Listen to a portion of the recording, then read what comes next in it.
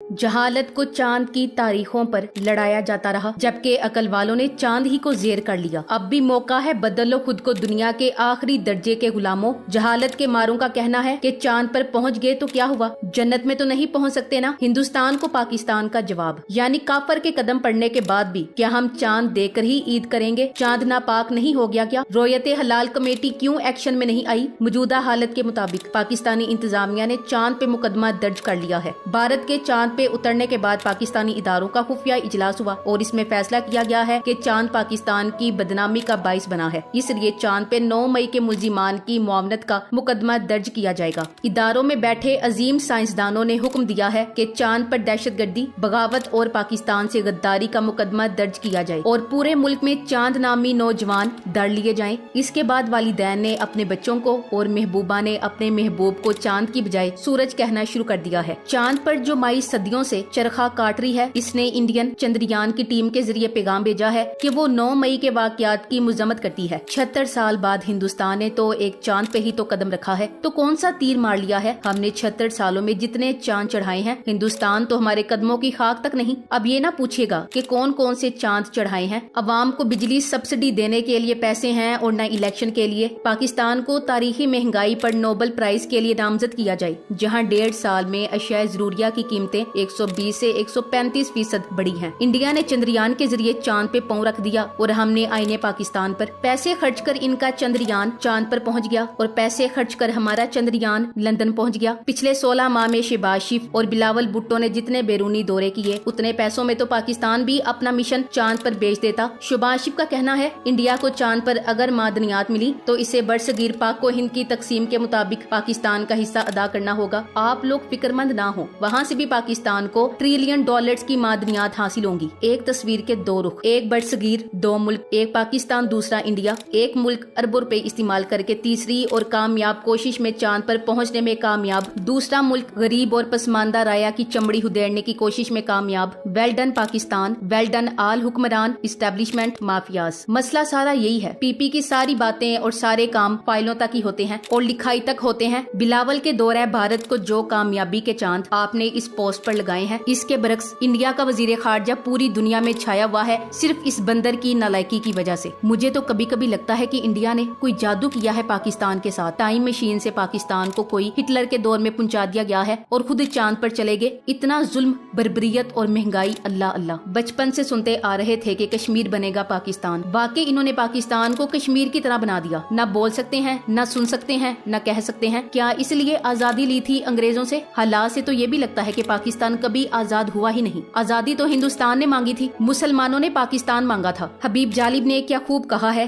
ए चांद यहाँ ना निकला कर, बेनाम से सुपने दिखाकर यहाँ उल्टी गंगा बहती है। इस देश में अंधे हाकम हैं, न डटे हैं, न नादिम हैं, न लोगों के वो खादिम हैं। है यहाँ पे कारोबार बहुत, कुछ लोग हैं आलीशान बहुत और कुछ का मकसद रोटी है। वो कहते हैं सब अच्छा है, चांद यहाँ ना निकला कर। पाकिस्तानियों और खास कर यहाँ के कट्टा धट्टाओं की जो हरकतें हैं ना, तो इन्हें जन्नत में भी नहीं पहुँचना, मरने के बाद जवाबदेही होना है। बस यही बात भूले बैठे हैं। और जिनको इल्म नहीं बताती चलूं कि भारत ने जितने पैसों में रॉकेट चांद पर भेजा, 75 मिलियन डॉलर्स, उससे ज्यादा पैसा 90 बिलियन रुपीस जनाब शहबाज शरीफ जाने से पहले MNAs को देकर गए हैं। तरजीहात की बात है, पैसों की नहीं। हमारी तरजीहात ही गलत हैं। इंडिया चांद पर पहुंच गया है और आज एक डंगर यानी अय्याज सादिक ने बकवास की है कि PTI को लाने वालों पर जमीन तंग कर देंगे। ये हमारी अप्रोच है। 76 साल से सब मिलकर हमको खा रहे हैं। अगर कुछ कहो तो या काफिर या गद्दार हो। वैसे चांद पर कौन सी गलियां पक्की, नलके लगवाने, खंबे खड़े करने हैं? कमी नस्ल छोड़ने अकलमंदी की 90 अरब रुपए मेंबर्स को दे गया और साथ ही करोड़ों की गाड़ियां सरकारी टोटों को दे गया। कोई बताएगा क्या कभी इंडिया के किसी साइंसी इदारे का सरबरा कोई नॉन प्रोफेशनल गैर साइंसी शख्स रहा है? नहीं ना, तो साबित हुआ तरजीहात की नहीं, तरजीहात कौन सेट करता है की बात है। चंद तजिजिया निगारों का ये कहना बिल्कुल गलत है कि पाकिस्तान में नवाज शरीफ के साथ कोई नहीं।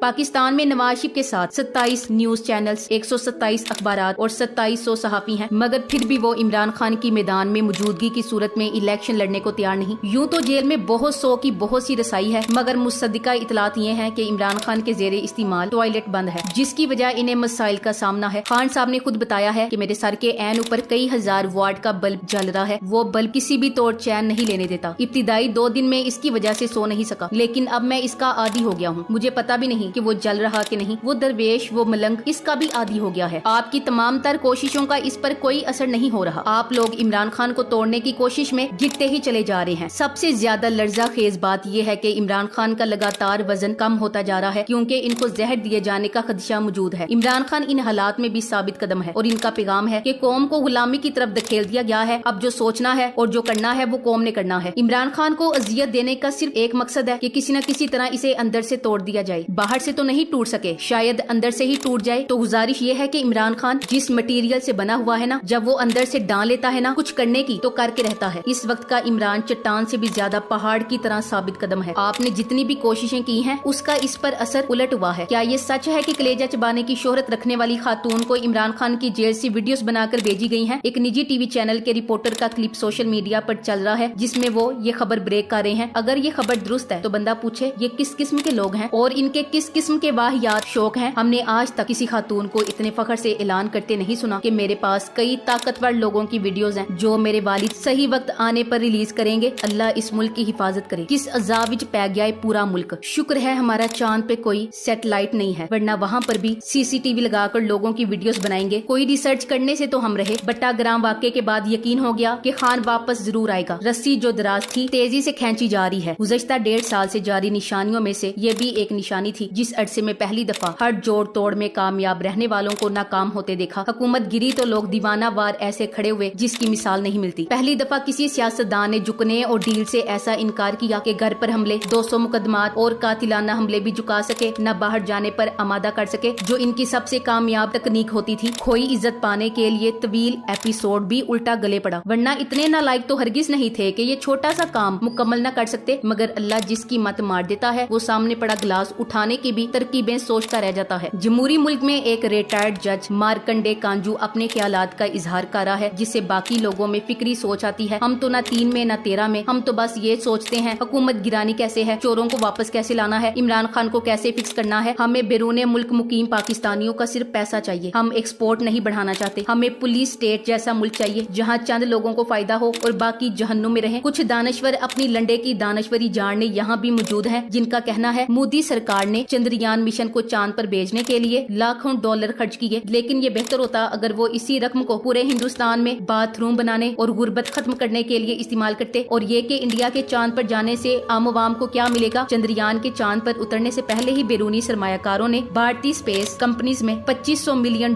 का इन्वेस्टमेंट कर दिया है। अब चांद पर उतरने के बाद कहते हैं कि $10,000 मिलियन अगले 2 महीने में आएंगे। क्या हमें फॉरेन रिजर्व्स नहीं चाहिए? और खर्चा कितना हुआ इस रॉकेट लॉन्च पर? फकत $75 मिलियन, मतलब $75 मिलियन की इन्वेस्टमेंट 12,500 मिलियन की इन्वेस्टमेंट ले आई। इंडिया को क्या मिला? टेक्नोलॉजी की दुनिया में एक नाम मिला, इज्जत मिली, मकाम मिला। टेक्नोलॉजी की दुनिया में इंडिया के लोगों के लिए दरवाजे खुल गए। और हमें क्या मिला? जड़ांवाला वाक़े से मजहबी इंतहा पसंदी का नाम मिला। दुनिया के सरमायादार पाकिस्तान में सरमायाकारी करने से खौफजदा हो गए। वो स्पेस इंजीनियरिंग में कमालात हासिल करें और हम सियासी इंजीनियरिंग में। ठीक हो गया जी। भारत को अमेरिका, रूस, यूरोप से हर तरह की रिसर्च, ट्रेनिंग और टेक्नोलॉजी तक रसाई हासिल है, लेकिन मगरबी मुमालिक पाकिस्तान को इन तंजीमों का रुकन ही नहीं बनाते जिनके मेंबर मुमालिक ये टेक्नोलॉजी रखते हैं। बाहमी तामुन के बगैर अमेरिका भी चांद पर नहीं पहुंच सकता था। मगर ये बात भी अब तो सब जानते हैं कि पाकिस्तान की इस जिल्लत के पीछे कौन से अवामिल हैं। Thanks for watching. Allah Hafiz.